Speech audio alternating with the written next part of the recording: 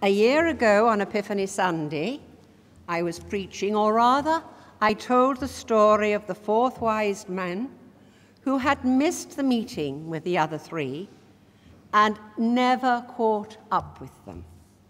Some of you had heard the story, others you felt it was a very moving story.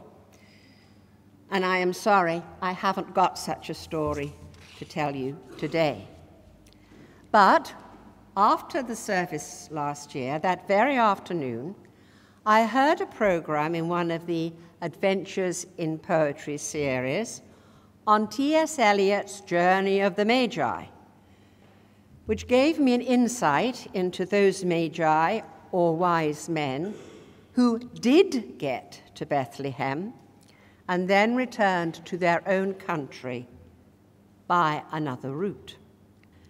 Roberta led a meditation on this in our quiet morning, which I am certainly not going to try to repeat here.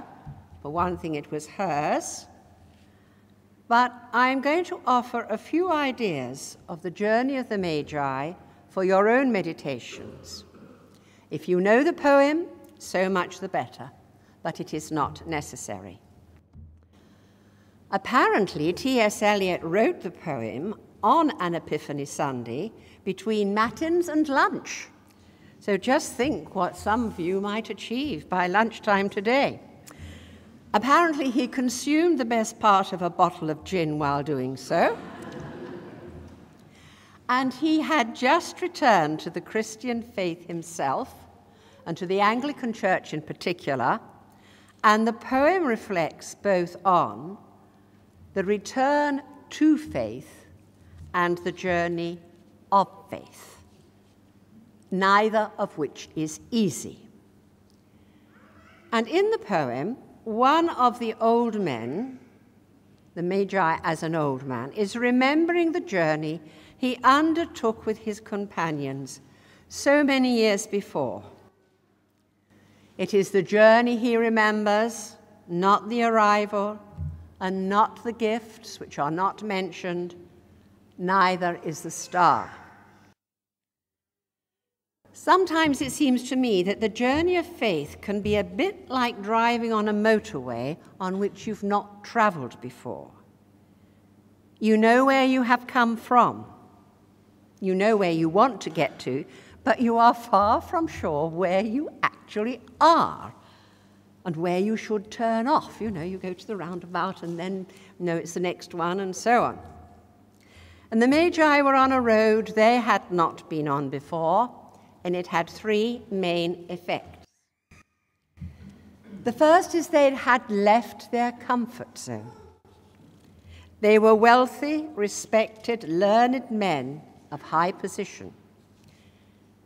And it is important to stress this, not only because in Epiphany we remember the privileged, but it is important to stress how we have to leave our comfort zones from time to time.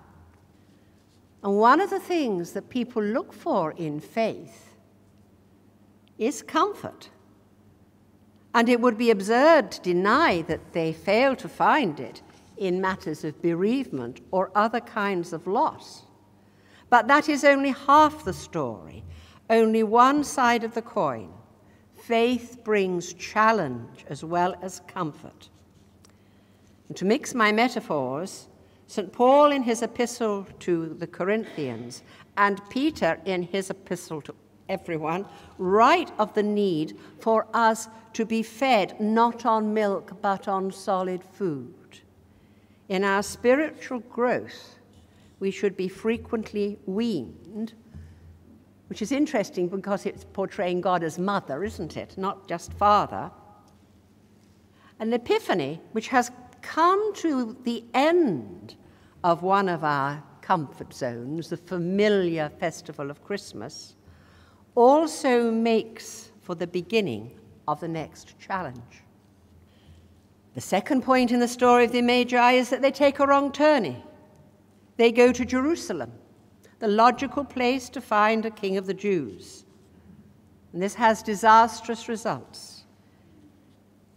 They scare King Herod so much that in order to protect himself, he later orders what we call the massacre of the innocents, the children in Bethlehem, an event we tend to overlook today.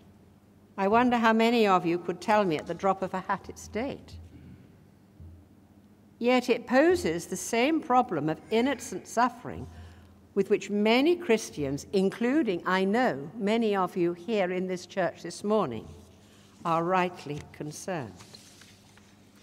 The last point I want to make about the Magi is that when they had returned home to their very privileged lifestyle, things were never quite the same again. They didn't quite fit in as they had, to use Eliot's words, in the old dispensation. And this is the problem Christians have lived with from the very beginning, and with which we all live today, or should do, for we are trying to be good citizens of our earthly kingdom while owing a stronger loyalty to the heavenly kingdom to which we are all called. And from time to time, these will conflict, and they conflict for the privileged whom we remember today as much as, if not more, than the lowly. Indeed, it may be that one of the lessons of the Epiphany is that the rich, the learned, and the powerful have a longer journey to make. I want to close, as I am aware I have closed before, with Evelyn Waugh's description of the Epiphany service in his novel, Helena. Helena, the Empress, the mother of Constantine the Great, as an old lady at the end of her own journey, has gone to Bethlehem and is in what we now call the Church of the Nativity. And clearly, priests are playing the part of the Magi in the service. This is war, not me. The low vault was full of lamps, and the air was close and still. Silver bells announced the coming of the 3 vested, bearded monks who, like the kings of old, prostrated themselves before the altar. Helen forgot everything and was dead to it all except the swaddled child and those 3 sages who had come so far to adore him. "This is my day," she said, "and you are my kind." Perhaps she apprehended that their fame, like theirs, would live in one historic act of devotion. "Like me," she said, "you were late coming. The shepherds were here long before you, even the cattle. And how laboriously you came, taking sights and calculating when the shepherds had run barefoot. How odd you looked on the road, attended by what outlandish liveries, laden with such preposterous gifts. And what did you do? You stopped to call on King Herod. A deadly exchange of compliments. Yet you came and were not turned away. You too found room before the manger.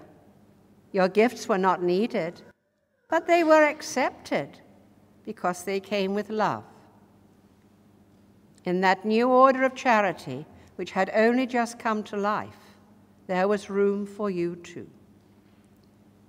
You are my special patrons and patrons of all latecomers who have a tedious journey to make to the truth, of all who are confused by knowledge and speculation, and of all who through politeness make themselves partners in guilt. Dear cousins, pray for me, said Helena, and for my overloaded son. May he too, before the end, find his kneeling place in the straw. Pray for the great, lest they perish utterly. For his sake, who did not reject your curious gifts, pray always for the learned, the oblique, the delicate. Let them not be forgotten before the throne of God, when the simple come into the kingdom. Amen.